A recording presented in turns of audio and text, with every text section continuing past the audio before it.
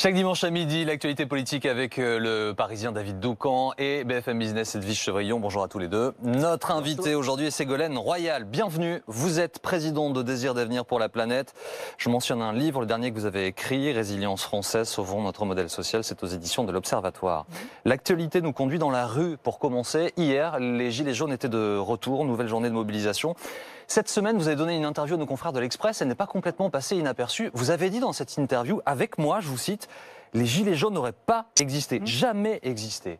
Pourquoi est-ce que vous avez dit ça ?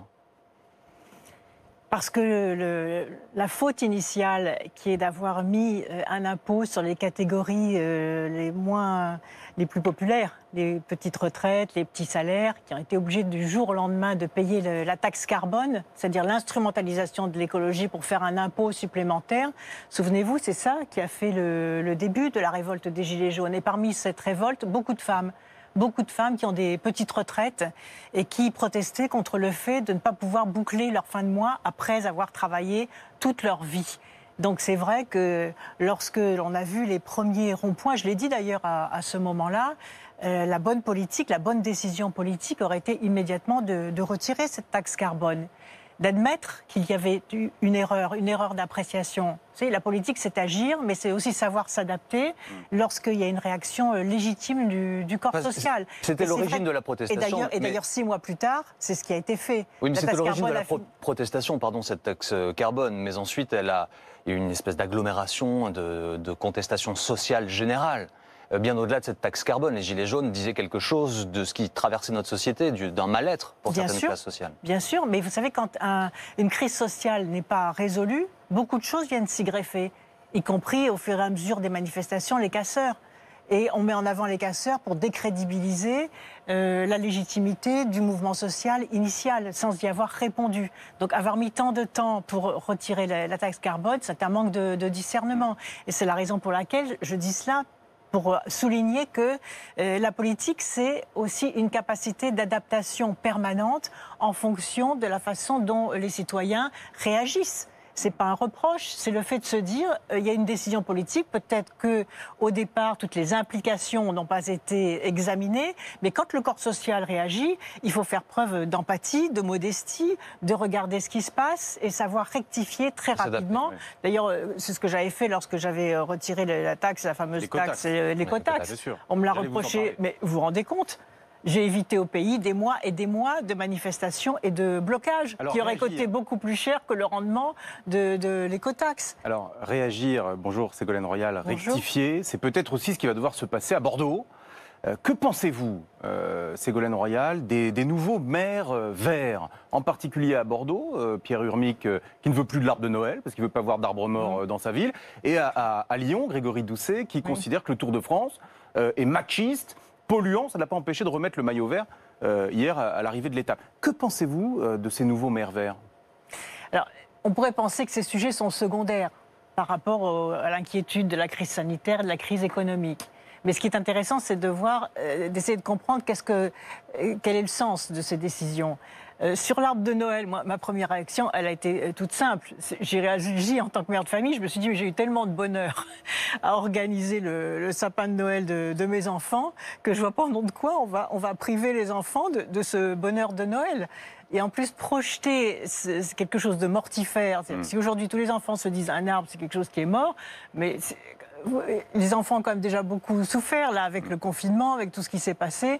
On ne va pas, en plus, à quelques semaines de Noël, les priver de Noël et projeter de l'idéologie sur un sapin de Noël. Mais ils servent l'écologie, ces maires verts, avec ce genre de décision ? Je pense que c'est peut-être aussi le début de la prise de responsabilité. Il y a deux problèmes. Il y a le problème d'abord de la méthode. Est-ce qu'un maire peut, comme ça, décider tout seul et prendre une décision tout seul de cette façon-là? Je ne le crois pas. Il faut une démarche participative. Il faut consulter la population pour voir, parce que c'est quelque chose qui appartient à l'identité d'une ville, aux traditions, etc. Donc on ne peut pas prendre des décisions idéologiques aussi brutales en perturbant les gens. Aujourd'hui, on a besoin de se faire du bien pour aller vite. Donc il faut aussi que l'écologie ne soit ni punitive et qu'elle soit joyeuse. Puis la deuxième chose, c'est que sur le plan économique, c'est pas un arbre mort, un sapin, puisqu'il a été élevé, si j'ose dire, pour être sapin de Noël. C'est son destin, c'est sa belle finalité. Donc améliorons plutôt la filière, faisons une filière écologique des sapins de Noël. Occupons-nous ensuite du recyclage des sapins, ce qui est d'ailleurs de plus en plus souvent le cas. Mais n'oublions pas que derrière, il y a une filière. Et puis enfin, ce à quoi ça m'a fait penser aussi, c'est parallèlement, puisqu'on parle des arbres. Bon, c'est ce qui se passe avec les incendies en Californie. Là, il y a un vrai problème. Vous voyez, il y a des problèmes tellement lourds en matière d'écologie qu'il y a quand même d'autres préoccupations à faire que d'interdire un sapin de Noël. En Californie, c'est 300 000 hectares de forêt qui viennent de disparaître. 300 000 hectares. Et ce qui se passe en Californie par rapport à la disparition d'un poumon vert et par rapport à l'émanation des gaz toxiques dans l'atmosphère nous concerne. Ça concerne la totalité de la planète. Donc la question de la déforestation, ça c'est un sujet écologique majeur.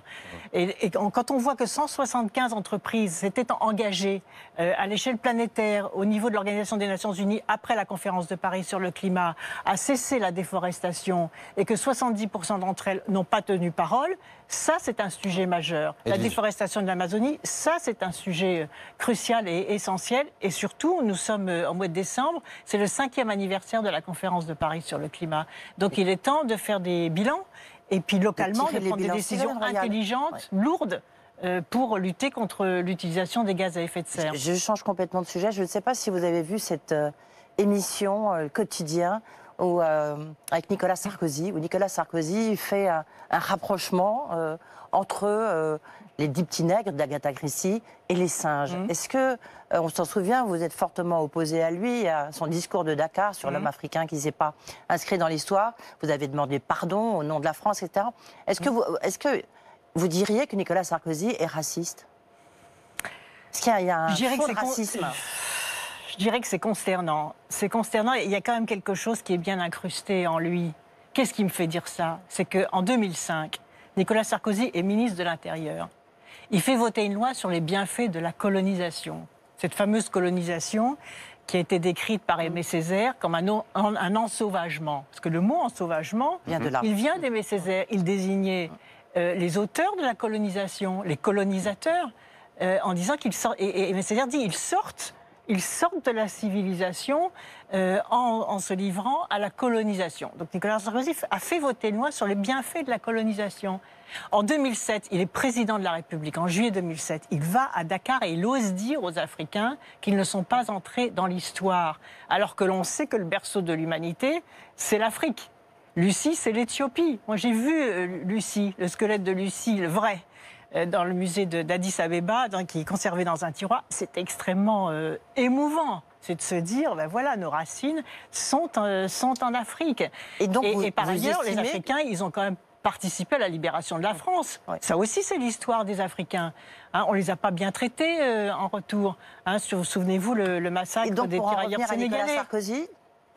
C'est pour ça que d'ailleurs que j'ai répondu dans mon discours de 2009 à Dakar pour rappeler un certain nombre de choses. Donc quand il cherche ces mots et qu'il utilise le mot singe alors qu'il cherche le mot nègre, c'est un problème. C'est un problème. Il y a une question d'actualité sur laquelle nous avons envie de vous entendre. La tension monte entre la France et la Turquie ces dernières heures. Alors, pour expliquer à nos téléspectateurs, le différend originel, il est entre la Turquie et la Grèce sur fond d'exploitation, d'exploration pétrolière en Méditerranée. Le ton est monté entre les deux pays. La Grèce a désormais le soutien officiel de l'Union européenne, de la France. La Grèce qui s'arme, Ségolène Royal. La Grèce qui achète des rafales à la France, qui déploie son armement, qui prépare son armée. Et Erdogan qui menace la France en disant à Emmanuel Macron, vous n'avez pas fini d'avoir des problèmes avec moi. Est-ce qu'il faut s'inquiéter de cette escalade qui se prépare et est-ce qu'il faut avoir peur d'une guerre? Bien sûr qu'il faut s'inquiéter. Mais la première des solutions, c'est laquelle? Je viens de parler de la conférence de Paris sur le climat. C'est que ni la Grèce, ni la Turquie n'aient l'autorisation d'exploiter en Méditerranée les hydrocarbures. Parce que ça commence à suffire, cette opposition entre les discours et les actes. La Grèce et la Turquie ont signé l'accord de Paris sur le climat. Donc ils se sont imposés à eux-mêmes un certain nombre de règles, et en particulier la diminution de l'utilisation du pétrole. Et l'obligation d'arrêter des stratégies bas carbone. Donc si l'Europe est suffisamment forte, et c'est une voie européenne, c'est l'ensemble des pays européens qui devraient se mobiliser aujourd'hui pour dire à la Turquie et à la Grèce, ni l'un ni l'autre, vous n'exploiterez les hydrocarbures en Méditerranée. Et si ça s'était fait, il n'y aurait pas de problème, puisqu'il n'y aurait pas de guerre autour de l'utilisation des hydrocarbures. La France qui vend des rafales, elle aide en un sens la Grèce à se préparer militairement à un conflit. Mais il faut empêcher ça. Vous ne croyez pas que la Grèce... C'est pas la première fois. Mais vous ne croyez pas qu'avec la crise économique et la crise sanitaire, la Grèce, qui a déjà connu des péripéties extrêmement douloureuses dans sa survie économique et sociale, a d'autres dépenses à faire que les dépenses militaires. Donc nous devons, la France doit impérativement, puisque c'est ici que la conférence de Paris a été faite et qu'ici que l'accord de Paris a été signé, la parole de la France doit être de leur dire ni l'un ni l'autre, vous n'exploiterez les hydrocarbures en Méditerranée, sans parler des risques de pollution en Méditerranée. Vous avez le sentiment qu'Emmanuel Macron est de près ou de loin sur cette ligne ? Pour l'instant, il fait un travail de médiation. Donc moi, je ne suis pas dans un état d'esprit critique. Je donne une idée nouvelle. Et je pense que cette idée correspond à l'intérêt du monde, à l'intérêt de l'Europe, à l'intérêt de la France, à l'intérêt de la Grèce et à l'intérêt de la Turquie. Et qu'en plus, c'est les mettre devant leurs responsabilités, je le répète, à quelques semaines de l'anniversaire de l'accord de Paris sur le climat. Des idées nouvelles, le gouvernement en aura peut-être aussi besoin dans le domaine du séparatisme. Ce mot inventé peut-être par Emmanuel Macron pour parler de communautarisme islamiste dans notre pays. La ministre en charge de cela, de la citoyenneté, Marlène Schiappa, vient d'annoncer le lancement d'une grande consultation dès la semaine prochaine jusqu'à la fin de l'année pour savoir ce qu'on met dans ce projet de loi séparatisme. Première question, est-ce qu'il y a besoin d'une loi, Ségolène Royal, sur ce sujet? Et seconde question, est-ce que le sujet est posé dans les bons termes? Écoutez, ma conviction profonde, c'est qu'on ne verra jamais cette loi. Cette loi n'existera jamais. Ça, c'est évident. Pourquoi? Parce que c'est trop polémique, lancer des consultations. Vous croyez que les gens vont s'intéresser à cela aujourd'hui? Répondre à des consultations alors qu'ils sont inquiets pour leurs enfants, lorsque les écoles ferment à cause du Covid, ils sont inquiets pour leur emploi. Les commerçants et les artisans, le nombre de suicides des commerçants et des artisans n'a jamais été aussi important qu'aujourd'hui à cause des dépôts de bilan. Mais soit il y a un problème, et il y en a un. Bon, il y en a un, il y a le problème de la radicalisation. Mais à ce moment-là, sur ces sujets, je vais vous dire, la bonne solution, c'est d'agir et de ne pas faire d'annonces tonitruantes avant. C'est d'agir dans le silence et de dire ensuite, voilà, il y avait un problème, voilà ce qu'on a fait et voilà les résultats. C'est d'agir, d'attendre les résultats et de rendre des comptes sur les résultats, mais pas d'en faire un sujet d'agitation politique. Parce que dans ce sujet d'agitation politique, il y a des arrière-pensées qui sont un peu troubles. Lesquelles? On le sait, mais on le sait bien, on le sent bien que c'est un sujet qui divise. Et c'est un sujet délicat, c'est un sujet réel. Et donc la bonne politique, c'est d'agir, c'est d'attendre les résultats et c'est ensuite de rendre des comptes sur les résultats. Ségolène Royal, Marlène Schiappa, pourtant, elle vient de vous rendre hommage en disant on aurait mieux fait d'écouter Ségolène Royal lorsqu'elle a suggéré qu'on chante la Marseillaise, notamment à l'école. Peut-être qu'on n'en serait pas arrivé là, on aurait dû l'écouter. Oui, c'est vrai. C'est vrai, le respect du drapeau, le respect de la Marseillaise. Moi, j'étais aussi contre la suppression du service national, pour vous dire. Parce que c'était un creuset de mélange des différents milieux sociaux. Et c'est là où on apprenait ce que c'était qu'un pays. On apprenait, il y avait aussi du rattrapage scolaire pour les décrocheurs.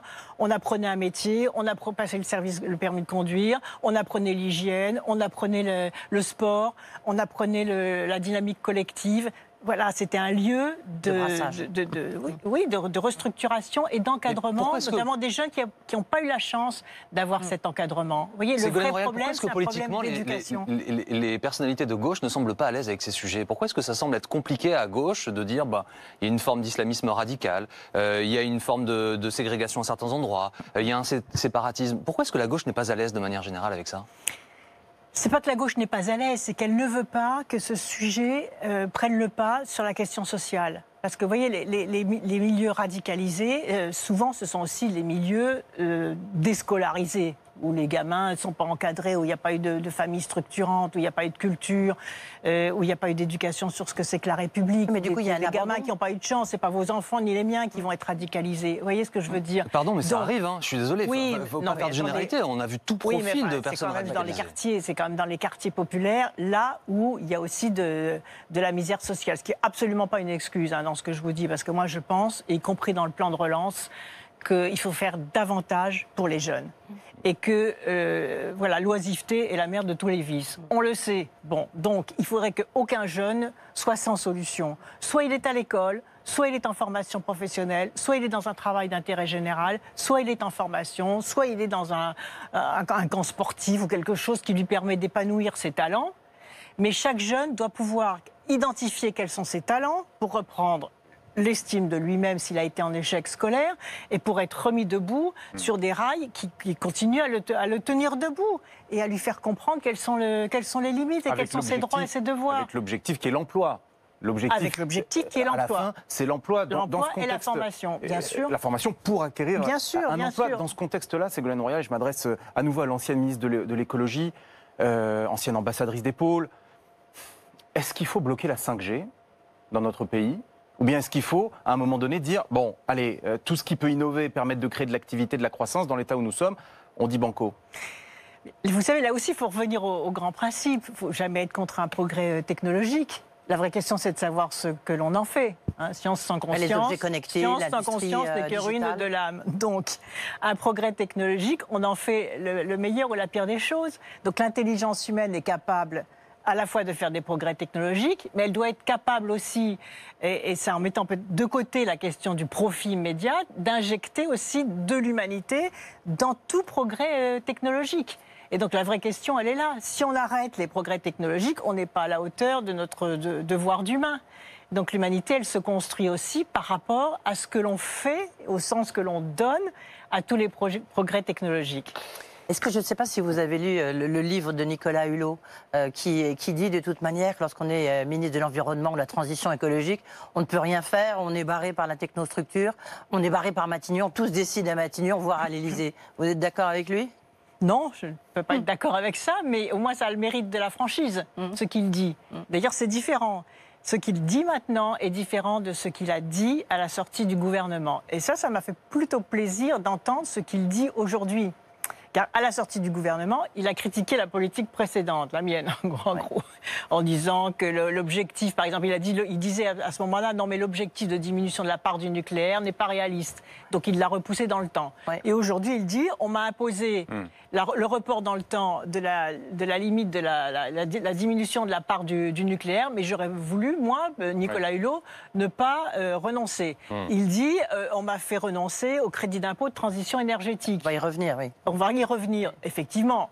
Honnêtement, c'était une des mesures dont j'étais la plus fière, indépendamment de la conférence de Paris sur le climat. Mais pourquoi ? Parce que ça donnait aux gens du pouvoir d'achat, aux entreprises du boulot, aux salariés des occasions de se former dans les métiers de l'isolation du bâtiment, et du pouvoir d'achat aux gens avec une baisse d'impôt, je rappelle quand même, de 8 000 € pour une personne seule, de 16 000 € pour un couple, pour faire les travaux d'économie d'énergie. Et comme c'était un crédit d'impôt, ceux qui payent moins de 8 000 € d'impôt avaient une ristourne, c'est-à-dire avaient un chèque jusqu'à 8 000 € pour faire les travaux d'économie d'énergie. Ça avait permis de créer plusieurs milliers d'emplois. Tout à l'heure. Ségolène Royal, reste avec nous s'il vous plaît, nous avons encore pas mal de sujets à aborder. Évidemment la pandémie Covid-19 qui touche notre pays et l'ensemble du monde. Nous parlerons politique aussi, la gauche et vous particulièrement pour les échéances qui viennent. Suite de BFM Politique dans un instant, à tout de suite.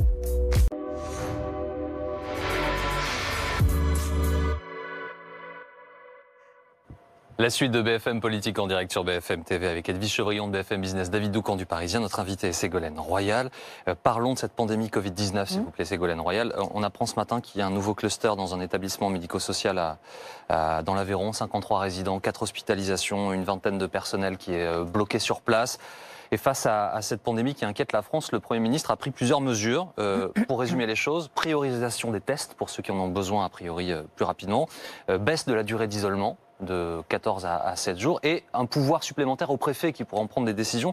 Est-ce que c'est de nature, selon vous, un, rassurer les Français, 2, endiguer de manière efficace cette pandémie ? Alors il y a deux choses. Il y a le ton utilisé et il y a le contenu des décisions prises. Sur le ton utilisé, bravo.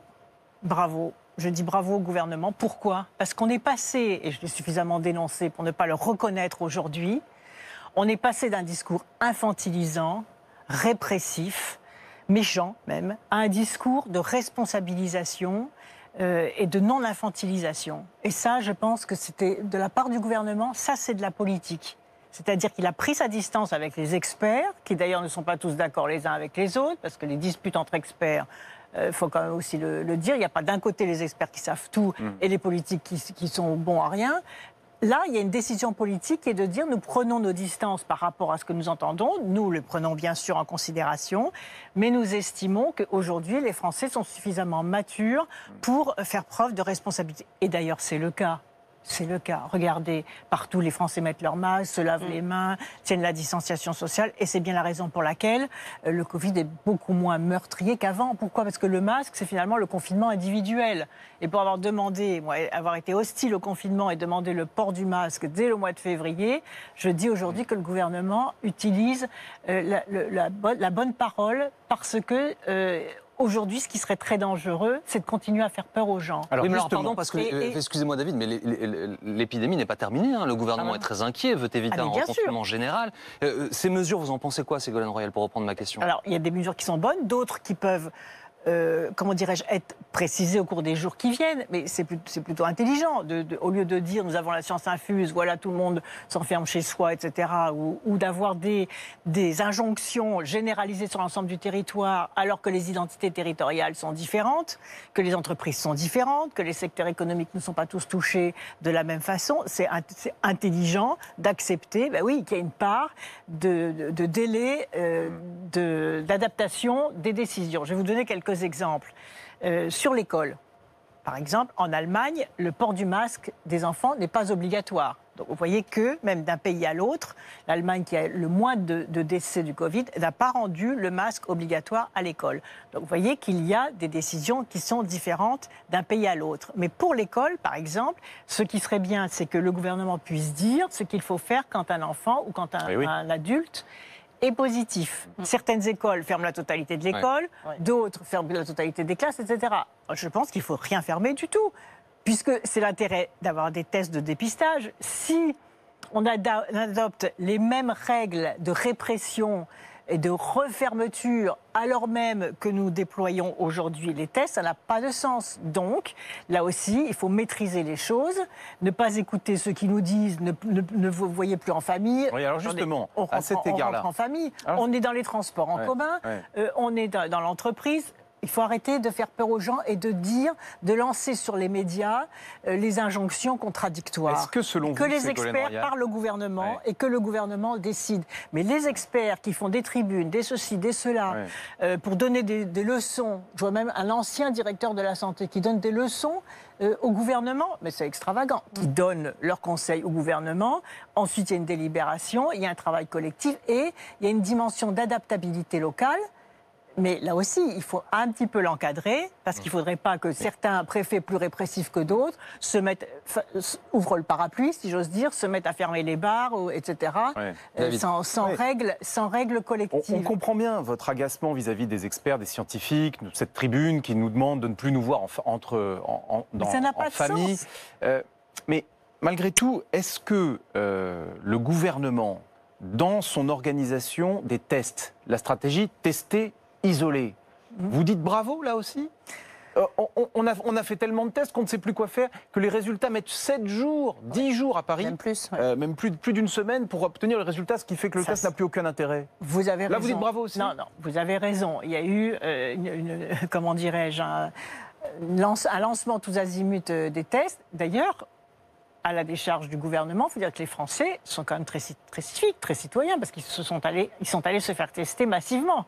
J'ai vu une famille qui a attendu 6 heures pour se faire tester. Et on dit que les Français sont irresponsables, mais non, la preuve.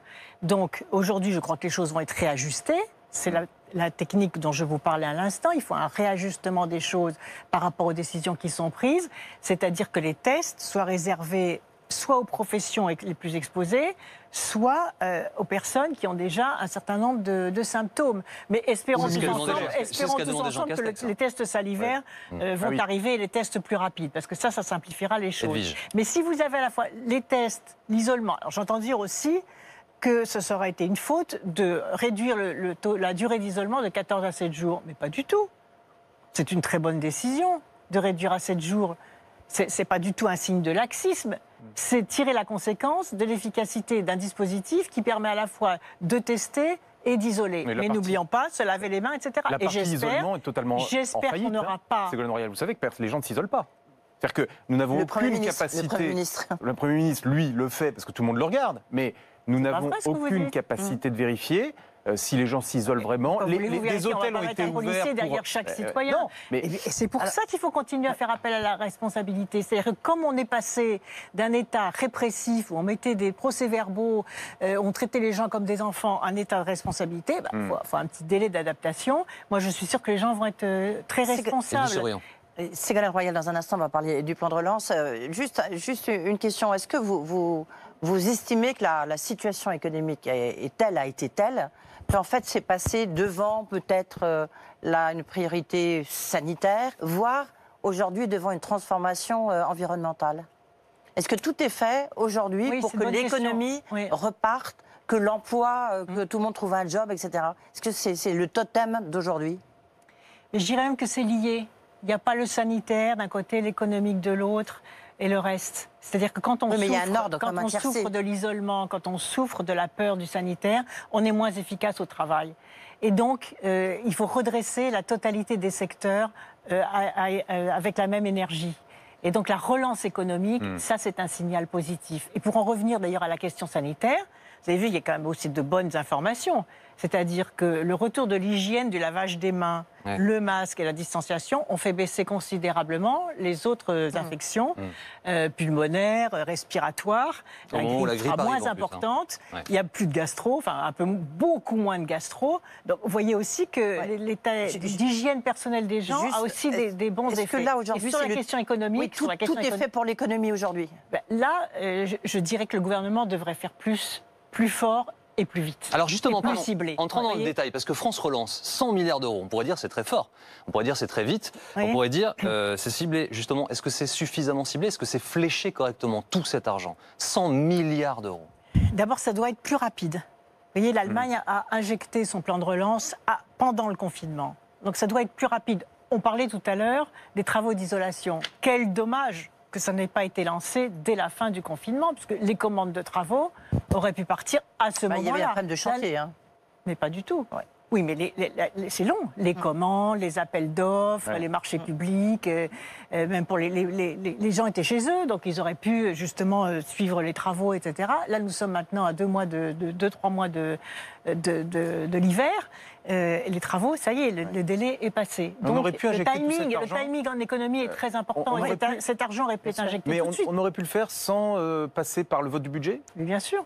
Il suffisait de refaire un crédit d'impôt, d'augmenter le crédit d'impôt. Il y a besoin d'un projet de loi de finances. Oui, mais vous connaissez les anticipations, l'effet positif des anticipations d'économie. Si vous annoncez que le crédit d'impôt va doubler, à ce moment-là, les gens prennent des initiatives. Vous voyez, ça crée de l'énergie et les entreprises peuvent investir parce qu'elles vont attendre des marchés. Et la seconde chose à faire, c'est qu'il y a eu un transfert de richesse, un transfert de valeur.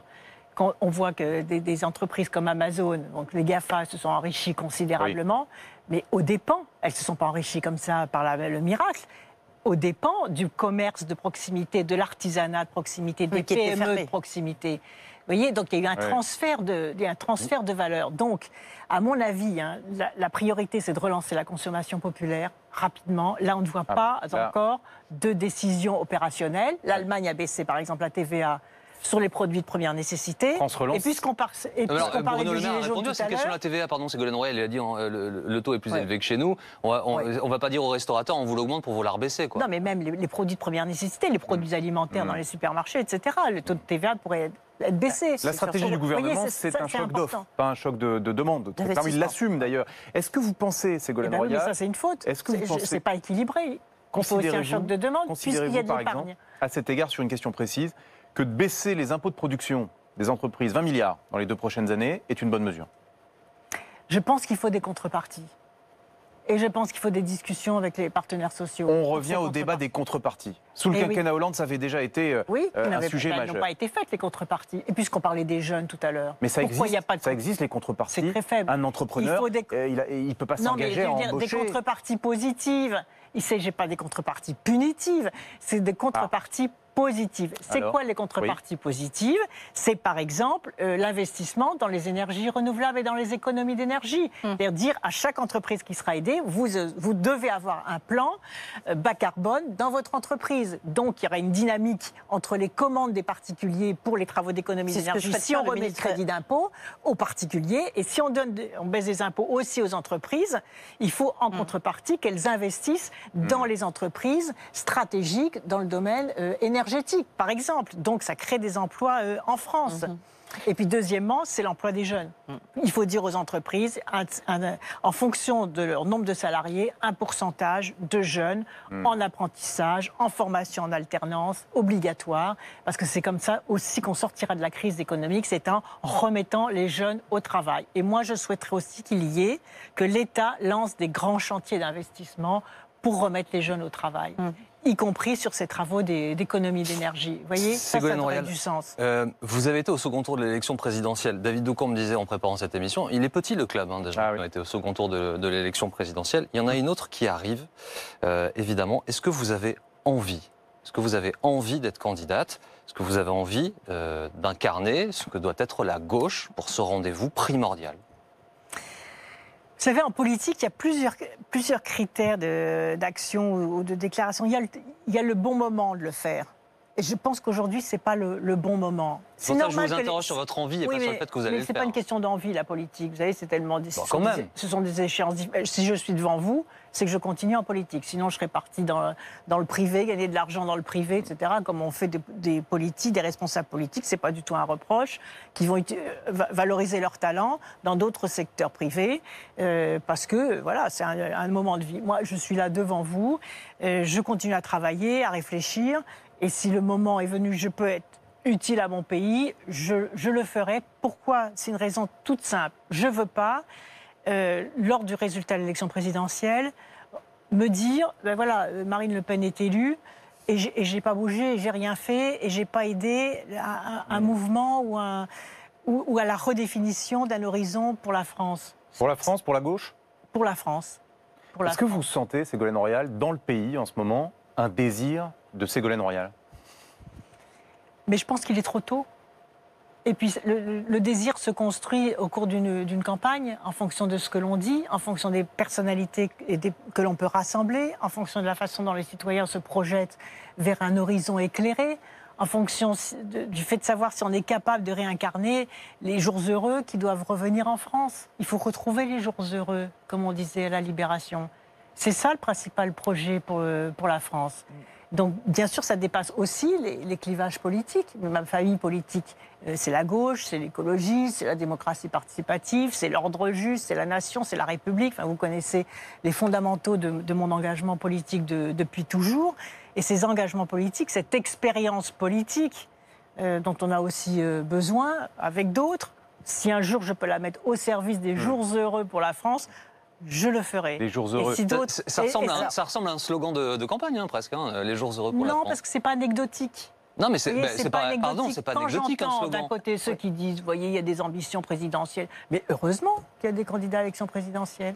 Moi, je ne supporte pas les discours méprisants ou, vous voyez, anecdotiques sur « Ah ben non, ils se disputent pour être candidat à l'élection présidentielle ». Vous savez, au bout du compte, vous allez voir, ça va se décanter l'année prochaine.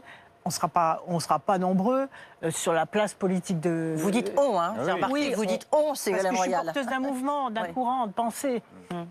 Donc, vous voyez, les personnalités ne seront pas nombreuses à pouvoir prétendre à la charge... Qui va d'ailleurs changer considérablement, vous voyez, qui va changer considérablement. Parce que la crise que nous traversons change en profondeur la relation des responsables politiques à la société. Parce que les gens ne croient plus en rien. Et au parti. Pour eux, nous sommes tous des menteurs. Et que ce qu'on annonce, on ne le fait pas. Et qu'on n'est pas capable, et qu'on n'est pas à la hauteur. Voilà ce qu'ils pensent. Juste une précision. Ils n'ont pas tort sur tout, d'ailleurs. Ils n'ont pas tort sur tout. Est-ce que vous êtes toujours membre du Parti Socialiste ? Je ne suis pas retirée du Parti socialiste, je n'ai pas réadhéré au Parti socialiste, mais c'est ma famille politique. Bon, je n'ai pas créé un autre parti politique. Oui, J'ai suffisamment donné au Parti socialiste pour qu'on ne puisse pas me faire le reproche. Mais en même temps, si je n'ai pas repris mon adhésion au Parti socialiste, c'est parce que je ne participe pas aux opérations partisanes, aux opérations d'appareil que je respecte par ailleurs, qui sont indispensables dans l'organisation politique, et puis que mon engagement sur l'écologie date depuis très longtemps. Je pense que le Parti socialiste a mis trop longtemps pour prendre ce tournant, même si dans les faits, on a fait beaucoup. J'ai contribué en tant que ministre de l'Environnement. Et puis sur des questions fondamentales, vous savez que j'étais pas tout à fait en phase. J'étais pour l'ordre. Je suis pour l'ordre. Justement, deux dernières questions. Je suis pour la nation, je suis pour la République, je suis pour l'autorité familiale. Le premier secrétaire. Donc ces fondamentaux-là, je les garde. David, ensuite, le premier secrétaire du Parti socialiste actuel, Olivier Faure, lorsqu'on lui demande si François Hollande pourrait être celui qui rassemble la gauche d'ici 2022, il ne dit pas non. Est-ce que vous pensez, vous, au contraire, que François Hollande est disqualifié après le quinquennat qui a été le sien ? Mais si vous me permettez, je ne vais pas rentrer dans... Je viens de vous le dire, chaque chose en son temps. Donc on verra l'année prochaine ce qui se passe. Mais est-ce que vous croyez, alors pour le coup, dans la capacité de la gauche, justement à s'unir pour le premier tour ? Avoir un programme commun de la gauche, que ça aille, je ne sais pas moi, de la France insoumise au Parti socialiste en passant par Europe Écologie Les Verts. Est-ce que vous croyez, vous qui connaissez bien ces familles politiques, est-ce que vous pensez qu'il y a une chance ?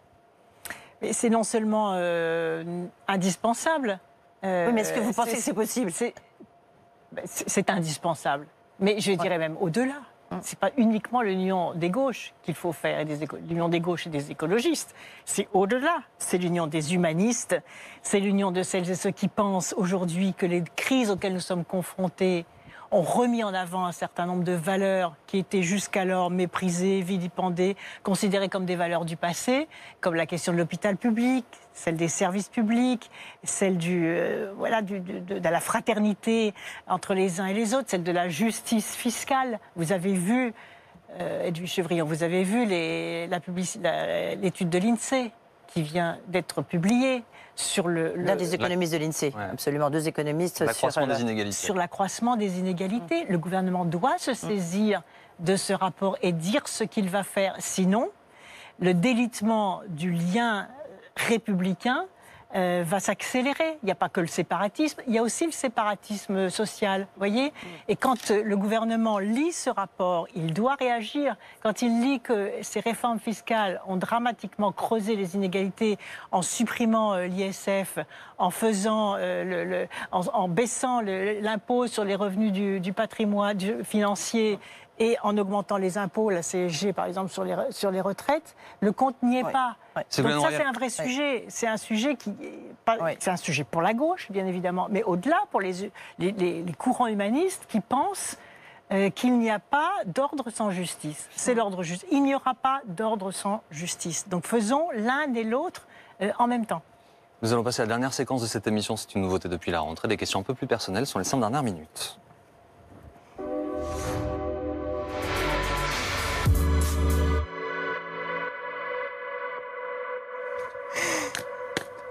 Quel est le dernier film que vous avez vu, Ségolène Royal ?